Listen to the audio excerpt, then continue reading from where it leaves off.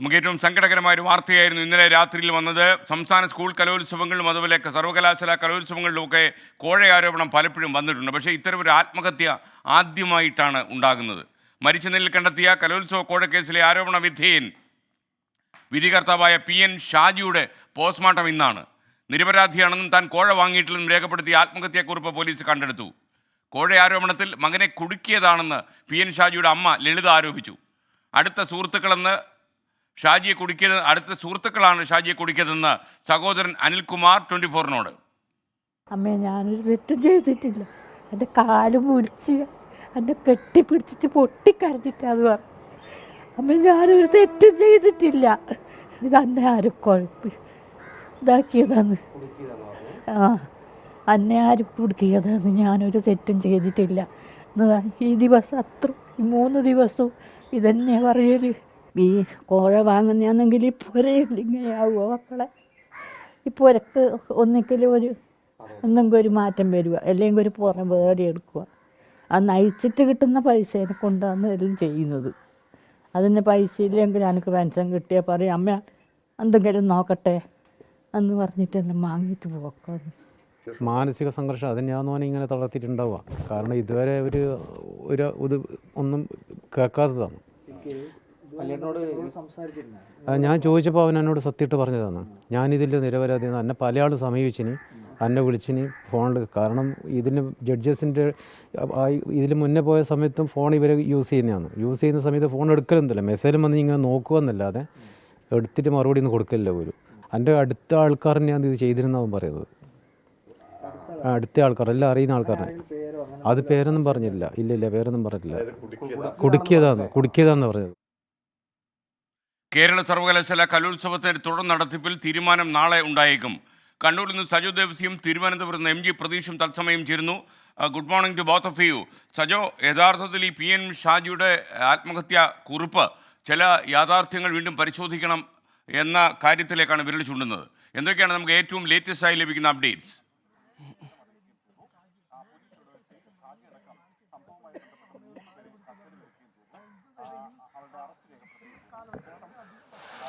SKN Kerala സർവകലാശാല കലോത്സവത്തിലെ മാർഗംകളിയുടെ വിധികർത്താവായിരുന്നു കണ്ണൂർ ചൊവ്വ സ്വദേശി PN ഷാജി. ഇതുമായി ബന്ധപ്പെട്ട് ഉയർന്ന വിവാദങ്ങൾ നമുക്കറിയാം. പിന്നീട് അതിൽ കോഴ വാങ്ങി ഫലം അട്ടിമറിച്ചു എന്ന ആരോപണമുണ്ടായി. സംഘാടകർ, അതായത് വിദ്യാർത്ഥി യൂണിയന്റെ പ്രവർത്തകർ തന്നെ ഇദ്ദേഹം അടക്കമുള്ളവരെ തടഞ്ഞു വെക്കുകയും പിന്നീട് മർദ്ദിച്ചു എന്നതടക്കമുള്ള ആരോപണങ്ങൾ ഒരു വശത്ത് നിൽക്കുകയും ചെയ്യുന്നുണ്ട്. പിന്നീട് പോലീസ് 4 പേരെ കസ്റ്റഡിയിലെടുത്തവർക്കെതിരെ കേസെടുത്തു. പിന്നീട് ജാമ്യത്തിൽ വിട്ടയക്കുകയാണ് ചെയ്തത്. അതിനുശേഷം കണ്ണൂരിലെ വീട്ടിലേക്ക് എത്തിയ ഷാജിയെ ഇന്നലെ രാത്രിയാണ് വീട്ടിലെ കിടപ്പുമുറിയിൽ വിഷം കഴിച്ച് മരിച്ച നിലയിൽ കണ്ടെത്തുന്നത്. പിന്നാലെ മൃതദേഹം കണ്ണൂർ ജില്ലാ ആശുപത്രിയിലേക്ക് മാറ്റിയിട്ടുണ്ട്. പോസ്റ്റ്മോർട്ടം ഇന്ന് 12 മണിക്ക് നടക്കുകയും ചെയ്യും. ഇതുമായി ബന്ധപ്പെട്ട് ഷാജിയുടെ മാതാവും സഹോദരനും ഉന്നയിക്കുന്നത് ഗുരുതരമായ ആരോപണങ്ങളാണ്. ഒപ്പം ആത്മഹത്യാക്കുറിപ്പിൽ ഷാജി പറയുന്നത് താൻ ഏതെങ്കിലും തരത്തിൽ കോഴ വാങ്ങിയിട്ടില്ല, അർഹതപ്പെട്ട വിധി മാത്രമാണ് പുറപ്പെടുവിച്ചിട്ടുള്ളത്, അല്ലെങ്കിൽ വിധികർത്താവ് എന്നുള്ള നിലയിൽ ന്യായമായ രീതിയിൽ മാത്രമേ പ്രവർത്തിച്ചിട്ടുള്ളൂ, ഇത് സത്യമാണ്. ഒപ്പം ഇതിന്റെ പിന്നിൽ കളിച്ചവരെല്ലാം ദൈവം രക്ഷിക്കട്ടെ എന്ന പരാമർശം കൂടി അതിനകത്തുണ്ട്. ഒപ്പം മാതാവ് ലളിതയും സഹോദരൻ അനിൽകുമാറും പറയുന്നത് മകനെ ആസൂത്രിതമായി കുടുക്കിയതാണ്, ചതിയിൽപ്പെടുത്തിയതാണ് എന്ന കാര്യം പറയുന്നു. ഇത് മകൻ വീട്ടിൽ വന്നതിന് ശേഷം കരഞ്ഞുകൊണ്ട് തന്നോട് പറഞ്ഞു, കെട്ടിപ്പിടിച്ച് കരഞ്ഞുകൊണ്ട് ഷാജി പറഞ്ഞു, ഏതെങ്കിലും നിരത്തിൽ ക്രമവിരുദ്ധമായി ചട്ടവിരുദ്ധമായി വഴിവിട്ട് പ്രവർത്തിച്ചിട്ടില്ല, കോഴ വാങ്ങിയിട്ടില്ല.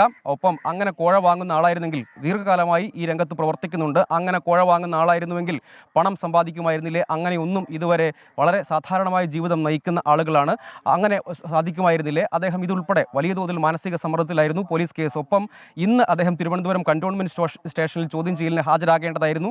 അതിനുള്ള നോട്ടീസ് നൽകിയിരുന്നു. ഇതോടുകൂടി കൂടുതൽ മാനസിക സമ്മർദ്ദത്തിലായി എന്നാണ് പറയുന്നത്. ഒപ്പം സഹോദരനും പറയുന്നത് ഇതുമായി ബന്ധപ്പെട്ട തെളിവുകളൊക്കെ ഉണ്ട്, അദ്ദേഹത്തെ സുഹൃത്തുക്കളൊക്കെ ചേർന്ന് ചതിച്ചതിൻ്റെ അടക്കം ഡിജിറ്റൽ തെളിവുകൾ ഉണ്ടാകാൻ സാധ്യതയുണ്ട്. അദ്ദേഹവുമായി അടുത്ത് അദ്ദേഹത്തെക്കുറിച്ച് അറിയാവുന്ന ഇതുമായി ബന്ധപ്പെട്ട് പ്രവർത്തിച്ചിരുന്ന കലോത്സവ നടത്തിപ്പുമായി ബന്ധപ്പെട്ട് പ്രവർത്തിച്ചിരുന്നവരും ഒപ്പം ഇതിലെ വിധികർത്താക്കളുടെ ഭാഗമായി വരുന്നവരുമായി ഒക്കെ അടുത്ത് നിൽക്കുന്ന ആളുകളാണ് ആസൂത്രിതമായി ഷാജിയെ കുടുക്കിയത്. അങ്ങനെ ചില കോൾ റെക്കോർഡുകൾ ഉണ്ടാക്കി, അതായത് അദ്ദേഹത്തെ വിളിച്ച് ചില ഫോൺ കോളുകൾ വന്നിരുന്നു. ഇതിൽ ക്രമവിരുദ്ധമായി ഇടപെടണം എന്ന ആവശ്യമായിരുന്നു ആ ഫോൺ കോളിൻ്റെ മറുതലയ്ക്കൽ ഉണ്ടായിരുന്നത്. അങ്ങനെ ഒരു കോൾ റെക്കോർഡ് തെളിവായി പോലീസിന് മുൻപിൽ സമർപ്പിക്കുന്നു. പിന്നീട് അതുമായി ബന്ധപ്പെട്ട് സർവകലാശാല യൂണിയൻ അടക്കം വിജിലൻസിനടക്കം പരാതി നൽകുന്നതിലേക്കൊക്കെ കാര്യങ്ങൾ പോകുന്ന നില വന്നു. ഈ നിലയ്ക്ക് ഇത്രയും ദീർഘകാലമായി കലോത്സവ വിധികർത്താവ് എന്ന നിലയിൽ ട്രാക്ക് റെക്കോർഡുള്ള വ്യക്തി ഇത്തരം ഒരു കേസിൽ ആരോപണ വിധേയനായതോടുകൂടി മാനസികമായി തകർന്നതാണ് എന്ന ആരോപണമാണ് കുടുംബം ഉന്നയിക്കുന്നത്. അങ്ങനെ ഈ സംഭവങ്ങളിലാകെ ദുരൂഹതയുണ്ട് എന്ന നിലപാട് കൂടി കുടുംബം ഒന്നടങ്കം പറയുന്നുണ്ട്. സഹോദരനും അമ്മയും ഇതേ കാര്യമാണ് പറയുന്നത്. അതുകൊണ്ട് ഇക്കാര്യത്തിലെല്ലാം പരിശോധന വേണം. ഒന്ന്, ഇതുമായി ബന്ധപ്പെട്ടുള്ള അന്വേഷണം കന്റോൺമെന്റ് പോലീസ് ഒരു വശത്ത് നടത്തുന്നുണ്ട്. ഒപ്പം അസ്വാഭാവിക മരണത്തിന് കണ്ണൂർ സിറ്റി പോലീസും കേസെടുത്തിട്ടുണ്ട്. ഇതിന്മേൽ വിശദമായ അന്വേഷണത്തിലേക്ക് കടക്കേണ്ടതുണ്ട്. എന്താണ് സംഭവിച്ചതെന്നടക്കം. എന്തായാലും കുടുംബം ഗുരുതരമായ ആരോപണമാണ് ഉന്നയിക്കുന്നത്. S K, thank you. Saju ദേവസിയാണ് വിവരങ്ങൾ നൽകിയത്. ഇപ്പോൾ ഇന്ന് പ്രതികളോട് ഹാജരാക്കാൻ ആവശ്യപ്പെട്ടിരുന്നു. തിരുവനന്തപുരത്ത് നിന്ന് MG പ്രതീഷ് കലോത്സവവുമായി ബന്ധപ്പെട്ട കൂടുതൽ വിശദാംശങ്ങൾ നൽകാൻ നമുക്കിപ്പോൾ മോർണിംഗ് ഷോയിൽ തത്സമയം ചേരുന്നു. Pratheesh, good morning. പ്രതീഷ് യഥാർത്ഥത്തിൽ പ്രതികളോട് ഹാജരാക്കാൻ പറഞ്ഞിരുന്നു. മാത്രവുമല്ല, കുട്ടികളൊക്കെ ആരോപണങ്ങൾ ഉന്നയിച്ചിരുന്നു. എന്നാൽ താൻ നിരപരാധിയാണ് എന്ന് അദ്ദേഹത്തിന് പൂർണ്ണ ബോധ്യമുള്ളത് കൊണ്ടാണ് താൻ മരണത്തിൻ്റെ വഴി തിരഞ്ഞെടുക്കുന്നത് എന്ന രീതിയിലാണ് അദ്ദേഹത്തിൻ്റെ ആത്മഹത്യാക്കുറിപ്പ് പോകുന്നത്. വിവരങ്ങൾ.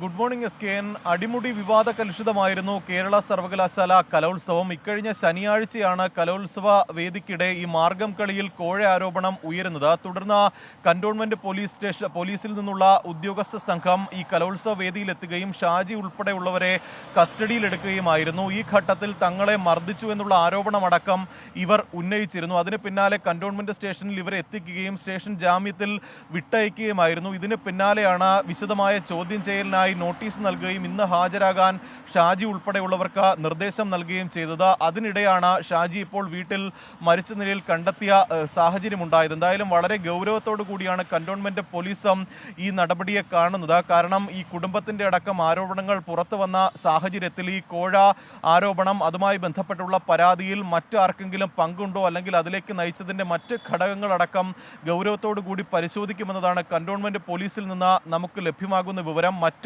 2 പേർ ഇന്ന് ചോദ്യം ചെയ്യലിന് ഹാജരാകുന്നുണ്ട്. ഇവരിൽ നിന്നടക്കം വിശദമായി മൊഴിയെടുത്ത അന്വേഷണം കൂടുതൽ വിപുലപ്പെടുത്താനാണ് ഇപ്പോൾ പോലീസ് തീരുമാനിച്ചിരിക്കുന്നത്. കാരണം ഇതുമായി ബന്ധപ്പെട്ട ഈ പരാതിക്കാരും ഒപ്പം ഇവരടക്കം പല ആരോപണങ്ങളും ഉന്നയിച്ചിരുന്നു. യൂണിവേഴ്സിറ്റി കോളേജ് ഹർജിയും അപ്പീലും നൽകിയ ഒരു സംഭവം കൂടിയാണ്. അതുകൊണ്ട് തന്നെ ഈ കൂടുതൽ ആരെങ്കിലും ഈ കോഴ ആരോപണവുമായി ബന്ധപ്പെട്ട ഇതിൽ പങ്കാളികളായിട്ടുണ്ടോ അല്ലെങ്കിൽ ആരെങ്കിലും ഈ കോഴ നൽകിയോ എന്നതടക്കമുള്ള കാര്യങ്ങൾ പരിശോധിക്കേണ്ടതുണ്ട്. അതുകൊണ്ട് തന്നെ ആ തരത്തിലുള്ള ഒരു അന്വേഷണമായിരിക്കും ഇനി കന്റോൺമെന്റ് പോലീസ് നടത്തുക. മറ്റൊന്ന്, ഇതുമായി ബന്ധപ്പെട്ട് കഴിഞ്ഞ ദിവസമാണ് ചാൻസലർ അടക്കം, ഗവർണർ കൂടിയായ ചാൻസലർ അടക്കം ഈ വിഷയത്തിൽ ഇടപെട്ടത്. അത് നിർത്തിവെച്ച കലോത്സവം ഇനി തുടരുന്ന കാര്യത്തിൽ ഒരു തീരുമാനം എടുക്കുന്നതിന് വേണ്ടിയായിരുന്നു. പക്ഷേ ഇങ്ങനെ ഒരു മരണം കൂടി സംഭവിച്ചതോടുകൂടി തന്നെ ചാൻസലറും ഇക്കാര്യത്തെ വളരെ ഗൗരവത്തോടു കൂടിയാണ് കാണുന്നത്. ഈ കലോത്സവ നടത്തിപ്പുമായി ബന്ധപ്പെട്ടും അനവധി പരാതികളാണ് ഉയർന്നിരുന്നത്. വലിയ തരത്തിലുള്ള പ്രതിഷേധമടക്കം നടന്നിരുന്നു. അതുകൊണ്ട് തന്നെ വളരെ ഗൗരവത്തോട് കൂടി ഗവർണറും ഈ വിഷയത്തെ കാണുന്നുണ്ട്. വൈകാതെ തന്നെ ഇതുമായി ബന്ധപ്പെട്ടുള്ള മറ്റ് തുടർ നടപടികളിലേക്ക് പോലീസ് കടക്കും. മറ്റ് ഏതെങ്കിലും തരത്തിൽ കോഴ ആരോപണങ്ങൾ അല്ലെങ്കിൽ അതുമായി ബന്ധപ്പെട്ടുള്ള കോഴ നടന്നിട്ടുണ്ടോ, ഏതെങ്കിലും മത്സരത്തിലടക്കം ഇത്തരത്തിൽ നടപടികൾ ഉണ്ടായിട്ടുണ്ടോ എന്നതും പോലീസ് പരിശോധിക്കുന്നുണ്ട്. എന്തായാലും ഇന്ന് ബാക്കിയുള്ള 2 പേർ ചോദ്യം ചെയ്യലിന് എത്തുമെന്നതാണ് പ്രതീക്ഷിക്കുന്ന കാര്യം. ഇവരെ അടക്കം ചോദ്യം ചെയ്യുന്നതിലൂടെ ഇതിൽ ഉണ്ടായിട്ടുള്ള ദുരൂഹതകൾ, കുടുംബത്തിന്റെ ആരോപണങ്ങളെല്ലാം പുറത്തു വരും എന്നതാണ് പോലീസും പ്രതീക്ഷിക്കുന്നത്. SK. ഓക്കെ, MG പ്രതീഷാണ് വിവരങ്ങൾ നൽകിയത്.